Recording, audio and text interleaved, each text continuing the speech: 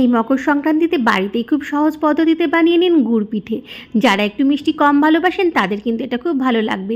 একটা বাটি মেপে আমি প্রথমে গুড় নিয়েছি, গুড়টা আমি একটুখানি গলিয়ে নিচ্ছি বা মেল্ট করে নিচ্ছি।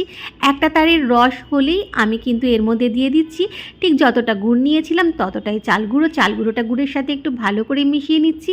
দিয়ে দিচ্ছি সামান্য পরিমাণে নুন আর একটুখানি এলাচের গুঁড়ো। যখন খুব ভালো করে চাল গুঁড়োটা মিশে যাবে তখন দিচ্ছি ঠিক যতটা চাল গুঁড়ো নিয়েছিলাম ততটাই ময়দা। মানে গুড়, ময়দা আর চাল গুঁড়োর মাপ কিন্তু সমান থাকবে। খুব ভালো করে মিশিয়ে নেব, একটা মণ্ড তৈরি করে নেব। তারপর একটা পাত্রে নামিয়ে নিয়েছি। একটু গরম থাকা অবস্থায় কিন্তু সুন্দর গোল গোল করে তারপর একটু চ্যাপ্টা করে নিয়েছি আর ওপর থেকে এইভাবে একটুখানি তিল গুড় দিয়ে দিয়েছি। দেখতেও ভালো লাগবে, খেতেও ভালো লাগবে। এরপর কিচ্ছু না, শুধুমাত্র সাদা তেলে বা ভেজিটেবল অয়েলে একটুখানি ভেজে নেব মিডিয়াম টু হাই ফ্লেমেতে। ব্যাস, দারুণ স্বাদের গুড় পিঠে কিন্তু একেবারে তৈরি এই মকর সংক্রান্তিতে। তাহলে বানিয়ে নিন এই ধরনের একটা দারুণ স্বাদের গুড় পিঠে।